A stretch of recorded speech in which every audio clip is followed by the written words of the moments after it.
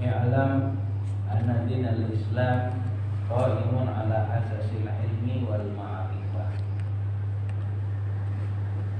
Fala yanbaghi lil muslimi an yakuna ba'idan an nuril ilmi wala budda yabtabisa min al-qira'atin nabawi fa innal ulama'a warathatul anbiya.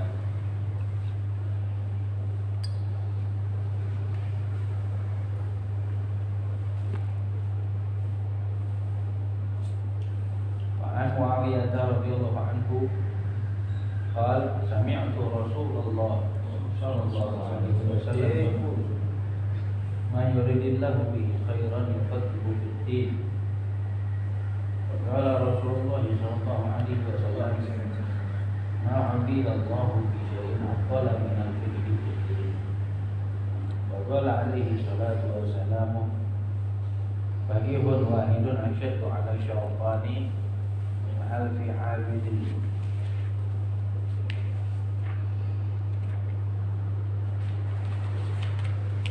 Qala Abu Hurairah radhiyallahu anhu li anna la an ajlisa sa'atan fa atafaqqaha ahabbu ilayya min an uhyiya lailatan ila shalah.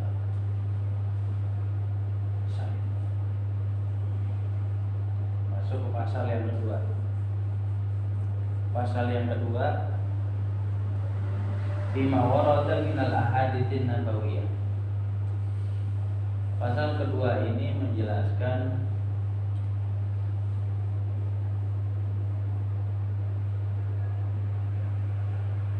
perkara yang warid yang diriwayatkan daripada hadis-hadisnya Nabi Shallallahu Alaihi Wasallam yang berkenaan di dalam keutamaan ilmu dan ahli ilmu, anjuran serta anjuran mencari ilmu.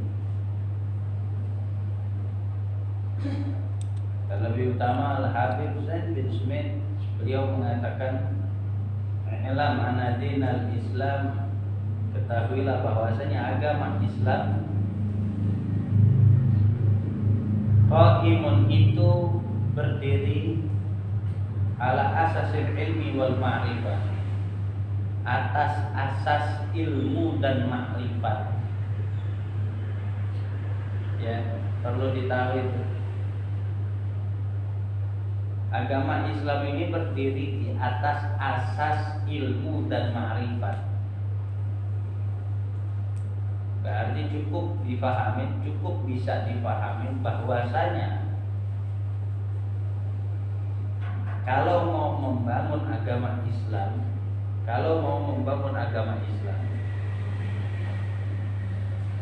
bila ingin membangun agama Islam, maka harus difikirkan terlebih dahulu hamparan untuk mendirikan bangunan tersebut. Paham? Karena sebelum kita bahas Islamnya aja, terlebih dahulu agama ini punya rukun, punya beberapa rukun. Sebagaimana yang dijelaskan di dalam hadits Jibril, rukun-rukun agama ada 3. Ya, diambil kesimpulan dari hadits Jibril bahwasanya rukun-rukun agama itu ada 3: Islam, iman, dan ihsan. Kita paham kalau udah bicara rukun berarti tiang, membicarakan soal tiang, perihal tiang. Gimana mau mendirikan tiang kalau tanahnya nggak ada, hamparannya nggak ada? Nah, kita mau bangun rumah yang kita urus pondasinya aja, tiang-tiangnya aja, tapi nggak punya tanah. Terus mau bangun masjid di mana? Belum punya tanah, belum beli tanah, udah bahas soal membangun masjid. Ini kita mau bikin pembangunan masjid, kita mau adakan pembangunan masjid, nanti pondasinya pakai ini, nanti cakar ayamnya pakai ini. Tanya, tanahnya udah ada belum? Belum ada. Buat apa diomongin? Buat apa dibahas? Kita mau ada pembangunan masjid bla bla bla bla, jadi omong kosong. Sia-sia nggak? Sia-sia. Wong tanahnya nggak ada tuh ngomongin bangun masjid, mau bangun rumah, mau bangun istana. Begitu juga dengan agama. Mau membangun agama, rukunnya kita udah tahu. Kalau bangun masjid, ya ada batu kali, ada batu bata, ada semen, ada cor-coran, ya untuk menjadikan rukun-rukun itu. Dalam agama rukun-rukunnya kita tahu Islam, iman, ihsan, sebagaimana yang telah diambil kesimpulan dari hadits Jibril. Ya. Nah ini Nabi ngasih tahu. Nabi ini ngasih tahu di dalam tiap-tiap hadisnya disimpulin jadi sebuah kesimpulan, dia disampaikan sama Habib Zain bin Smith. Ente mau bangun bangunan, ente mau membangun sebuah bangunan agama, ente perlu pikirin asasnya. Kalau rumah yang dibeli tanah, kalau yang ini enggak, ini nggak pakai ngeluarin duit buat beli tanah, cukup landasi hamparannya itu, siapkan hamparannya itu dari ilmu dan arifat, pengetahuan, ilmu dan pengetahuan. Kalau ilmunya udah ada, baru ente bisa datang Islam, baru ente bisa mendatangkan iman, baru bisa mendatangkan ihsan. Makanya dikatakan i'lam anna dinal Islam qaimun ala asasil ilmi wal ma'rifah. Ketahuilah bahwasanya bangunan Islam itu terbangun di atas asas ilmu dan ma'rifat.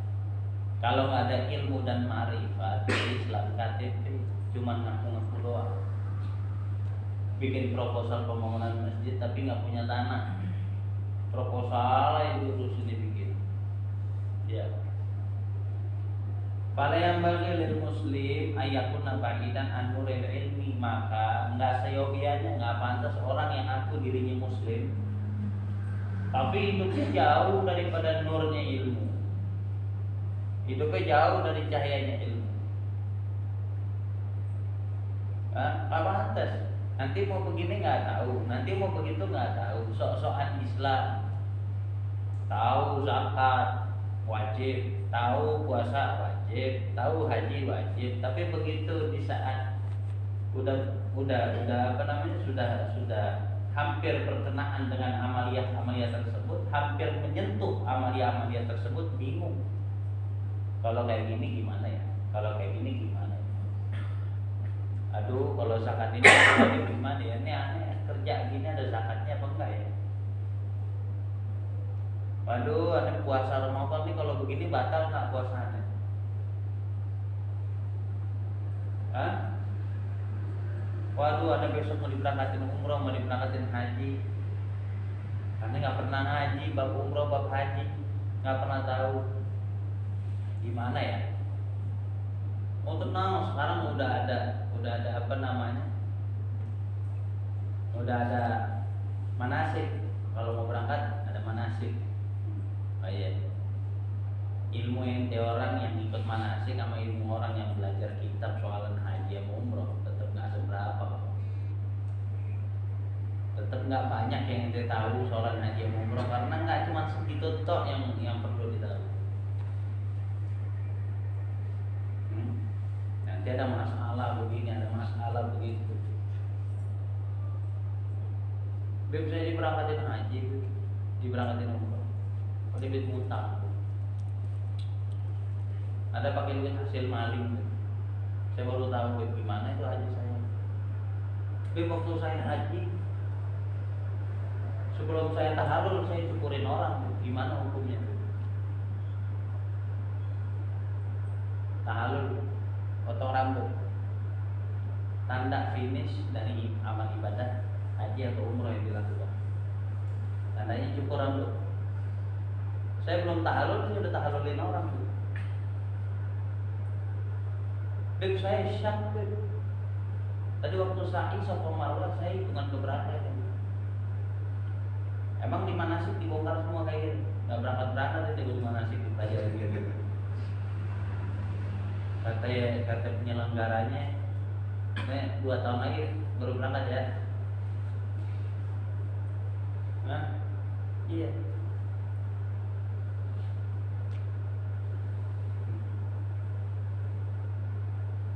Hasil banyak.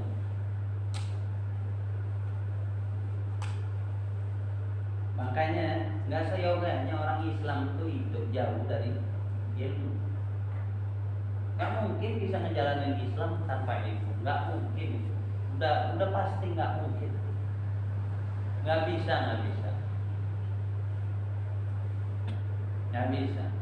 Orang yang jauh dari ilmu akhirnya bertolak ukur kebenaran atau kebatilan cuma dari sisi akal saja. Akhirnya tolak ukur dia memandang kebenaran sama kebatilan cuma dari sisi akal. Yang dipandang baik jadi baik menurut dia. Yang dipandang nggak bagus ya nggak bagus menurut dia. Tapi kalau kita mau kaji syariat, kalau mau mengkaji syariat, ya nggak selama yang kita pandang bagus itu bagus di mata syariat. Nggak selama yang kita pandang nggak bagus itu nggak bagus di mata syariat. Belum tentu. Belum tentu. Contohnya Beb,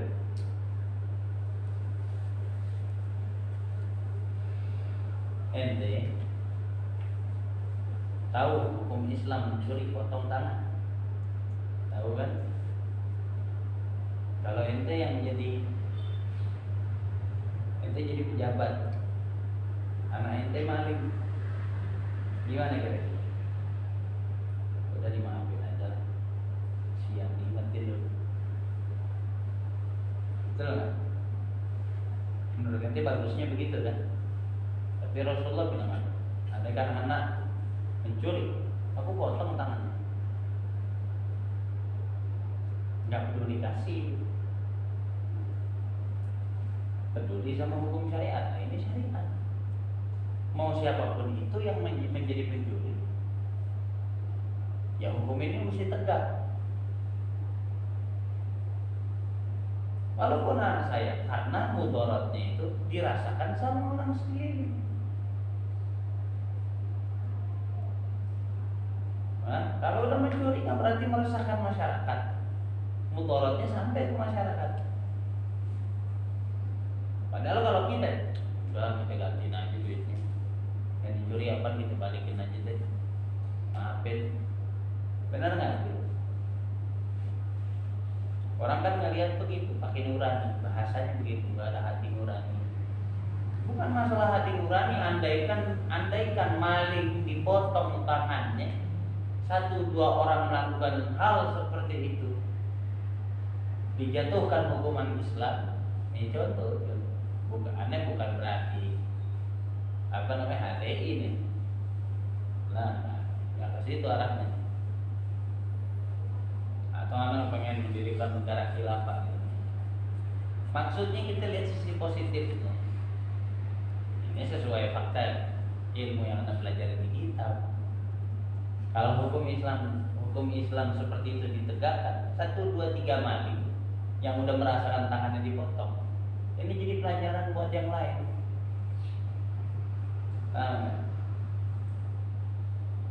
Orang banyak keliru. Rumahnya ada tikus, dibunuh tikus 1, besok datang kawannya. Caranya bagaimana? Ada cara. Tangkap tikusnya, jangan dibunuh. Ceburin di kaleng cat merah, lepas. Jerah itu tikus yang lain, takut masuk rumah kita.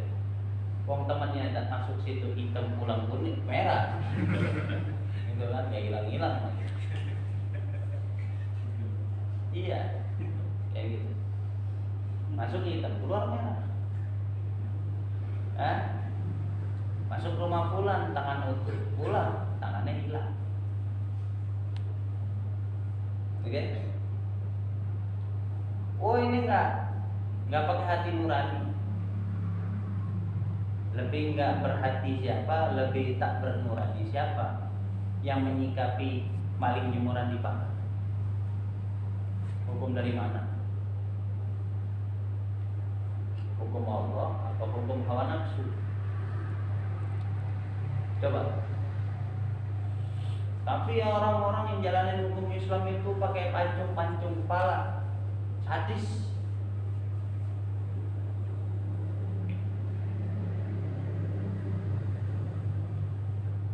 Orang yang dipancung kepalanya nggak ngerasain sakit kalau pakai syarat-syaratnya, karena bukan digorok.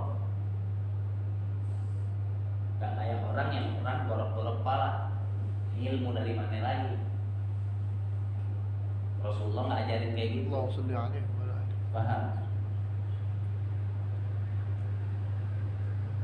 Itu kadang-kadang hidup ditelaahnya pakai akal pikiran sendiri. Akhirnya agama ke bawah-bawah, menjalankan agama tolak ukurnya akalnya. Kan di saat kita kembalikan semua amaliyah kita ini kepada panduan pedoman ilahi, maka kita nggak berjalan dengan akal kita. Kita sandarkan amaliyah kita kepada tuntunan ilahi, pedoman ilahi.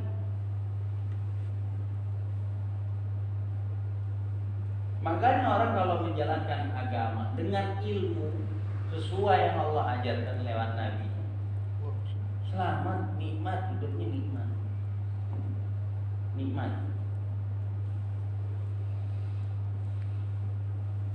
Udah gitu ente jadi mulia kok. Jadi mulia banget. Makanya dikatakan setelah kata-kata tadi diungkapkan, pala yang bagi lil muslim, maka nggak seyogianya, nggak sepantasnya bagi orang muslim ayakuna ba'idan min an nuril ilmi.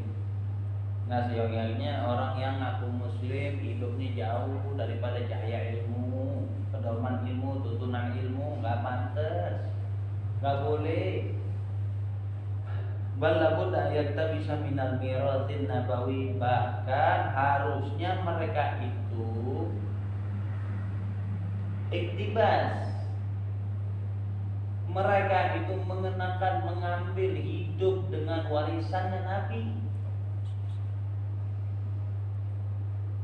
Kenakan itu, pakai di badan kita warisan Nabi. Ilmu itu kan warisan Nabi. Gunakan di badan, pakai di badan. Jangan lupa. Paham?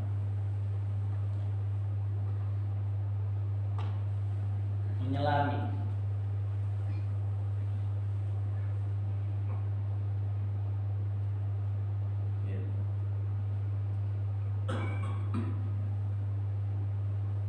Jangan batuk.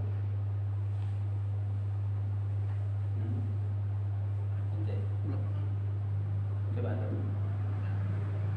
Iya, batuk. Siapa? Jangan batuk barang mobil. Bala Buddha yang tak bisa minal miratin nabawi. Sudah sepatutnya orang Islam itu mengadopsi, ngambil, mengenakan warisan-warisannya Nabi. Fa'inal ulama warasatul anbiya, karena sesungguhnya para ulama, orang-orang yang berilmu itu pewarisnya Nabi. Kalau ente ngambil warisan Nabi, berarti ente pewarisnya Nabi. Bangga, keren banget itu. Taklim kayak gitu. Walaupun 1, 2, 3 ilmu yang didengar, tapi diresapin, diamalin. Antum min warasatil anbiya. Ente warisnya Nabi. Ahli warisnya Nabi ente berarti. Betul nggak? Ente meninggal, yang dapat harta ente peninggalan itu siapa? Ahli warisan. Bangga nggak itu dikatakan dinyatakan sebagai ahli warisnya Nabi? Ya, ahli warisnya Nabi nih, bukan ahli warisnya bapak ente. Kalau ahli waris bapak ente itu cuma dapat harta top, nggak lama umurnya habis. Dia dapat sekian persen dari warisan orang tua ente yang ditinggalin. Umurnya berapa lama sih itu harta? Nggak lama. Tapi di saat ente ambil kayak gini, ente datang ke sini nih. Ente mau kemana? Mau ke Roma? Mau ngapain? Mau ambil warisan. Warisan dari siapa? Dari Nabi anak. Wong anak ahli warisnya. Bangga. Kenapa ente tarik? Ya di situ ada warisan Nabi anak, mana ahli warisnya. Ya wajib ngambil anak. Wajib ngambil. Wong ahli warisnya.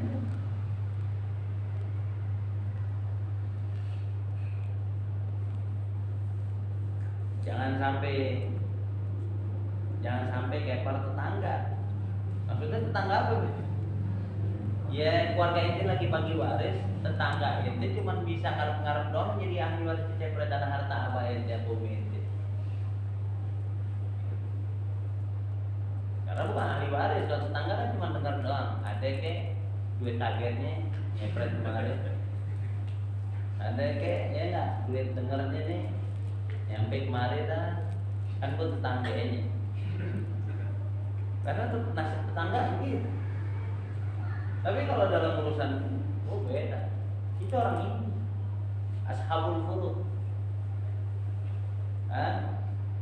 Keluarga yang menjadi keluarga yang mendapat hak wajib dari warisan itu. Makhluk ahli waris gitu. Pewarisnya ahli warisnya Nabi.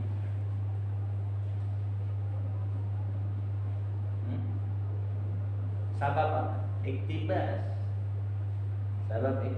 minal mirasin nabawi. Cuman gara-gara sebab itu adopsi aja apa yang diwarisin Nabi.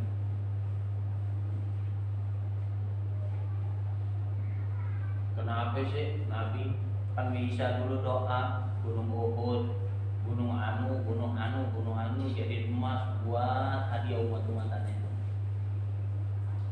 Nggak hebat Nabi kalau mewarisin harta ke kita. Kalau Nabi cuma mewariskan harta dinar dirham ke kita, nggak hebat, berarti nggak kaya Nabi. Karena itu ada gimana bisa dinilai, kena nominasi apa namanya, kena nominal, diikat dengan nominal itu. Tapi kalau ilmu minat dunia ila akhir, bukti kayaknya Nabi bisa mewariskan barang yang bisa menuntun kita selamat dunia barzakh wal akhir. Gak ada fitnah sedikit pun. Makanya kalau orang yang pendek sumbunya, pendek akal, pasti mikir begitu. Kalau Nabi hebat, kenapa Nabi gak doain kita kaya semua? Nabi nggak tinggalin kita harta ini, warisannya kenapa nggak bentuk emas, perak dan lain-lain? Kalau bentuk warisan dari Nabi emas, perak dan lain-lain, Nabi miskin berarti. Kalau orang pintar pasti marah dengan omongan kayak begitu. Ente jangan hina Nabi anak ya. Nabi anak makhluk paling hebat di dunia. Nabi anak orang paling top di bumi di alam jagat raya. Manakala orang cuma bisa mewarisin harta, bisa ngasih duit 100, 200, sejuta, 2 juta sama orang. Nabi anak ini bisa ngasih satu hal yang bisa bikin anak selamat dunia barzakh wal akhirah. Ngasih harta yang nggak bisa diikat dengan kata nominal.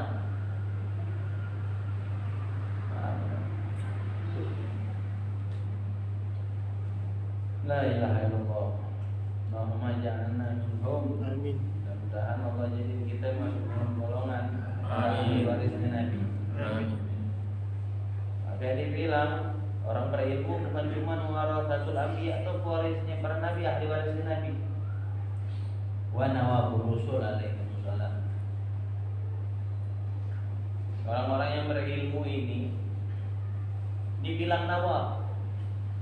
Nawab itu apa? Penggantinya Rasul alaihi wasallam. Ajib ya.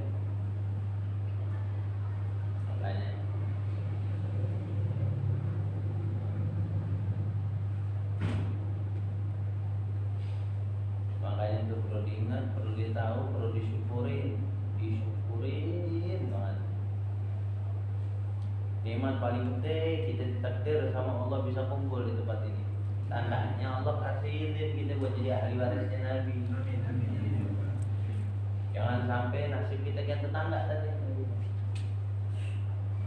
Yang lagi pecah waris keluarga lo, tetangga ngarep-ngarep dia akan jadi ahli waris dadakan. Ya kan? Anu ikhlas kalau dianggap jadi ahli waris juga dia mente. Sian banget ente.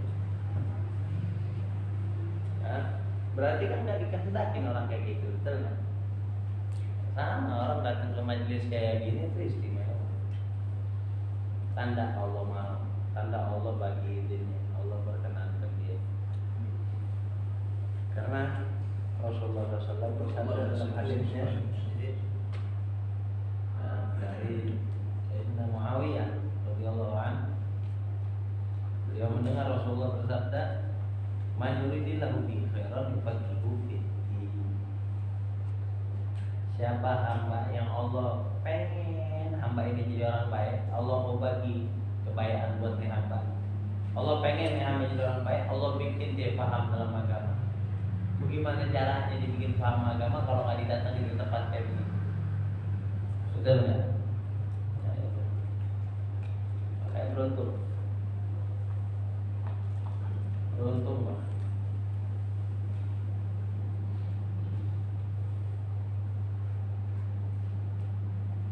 Mudah-mudahan terus Allah dawamkan, Allah senantiasakan kita di dalam keadaan seperti ini, dipilih dari hidup sampai akhir hayat. Ya Allah haramkan kita jadi ahli waris Nabi, kumpul duduk bareng dalam keadaan yang baik, yang dirahmati, mati pun dalam keadaan yang dikasihi oleh Allah Subhanahu wa taala, diampuni, dirahmati. Berkah Nabi Muhammad Allahumma shalli wa sallim alaihi wa ala alihi.